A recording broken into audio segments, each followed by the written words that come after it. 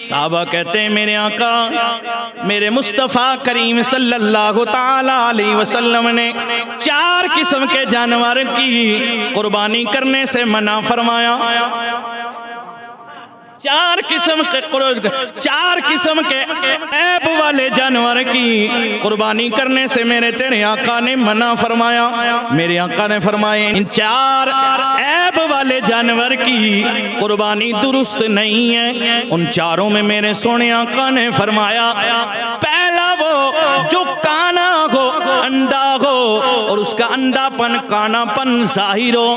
دوسرا وہ جو لنگڑا ہو اس کا لنگ ظاہر ہو، یعنی پتہ چلتا ہو چلنے میں یہ لنگڑا گئے، دیکھنے میں محسوس ہوتا ہو، اس کی نظر کو آزمایا جائے، اس کی بینائی جو کم گئے وہ ظاہر ہو۔ پھر تیسرا میرے آقا نے فرمایا چوتھا وہ جو لاغر ہو، کمزور ہو، اس کی ہڈیوں کے اندر مغز باقی نہ ہو۔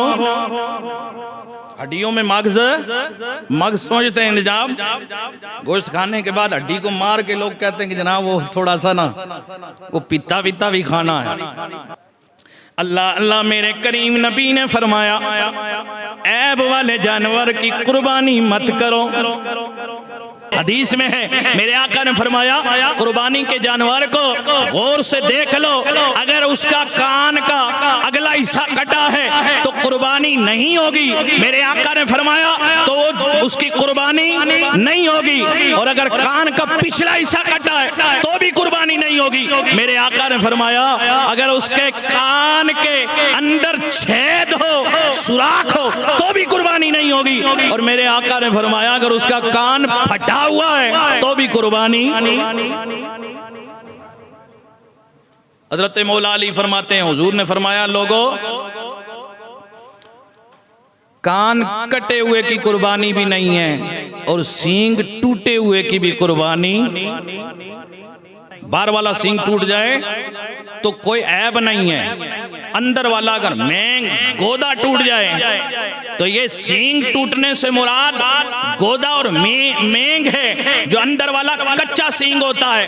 باہر والا ٹوٹ جائے تو قربانی جائز ہے، لیکن اندر کا جو کچا سینگ ہے گودا مینگ ہے یہ ٹوٹ گیا تو قربانی جائز ہے۔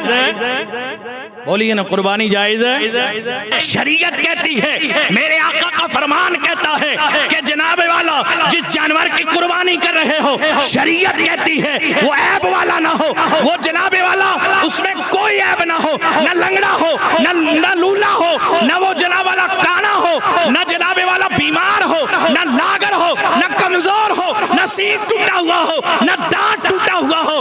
یہ شریعت کہتی ہے، لیکن یہیں پہ محبت بھی کہتی ہے کہ جہاں جانور کے اندر کوئی عیب نہ ہو، جو قربانی کر رہا ہو اس کے اندر بھی عیب شیب نہ ہو، اس کے اندر بھی دکھاوا نہ ہو، ریاکاری نہ ہو، اس کے اندر غرور نہ ہو، تکبر نہ ہو، گمنڈ نہ ہو، حسد نہ ہو، بغض نہ ہو، ریاکاری نہ ہو، اس کے اندر جھوٹ نہ ہو، غیبت نہ ہو، اس کے اندر سود کی بیماری نہ ہو، اس کے اندر ظلم نہ ہو، اس کے اندر جناب والا شراب خوری نہ ہو۔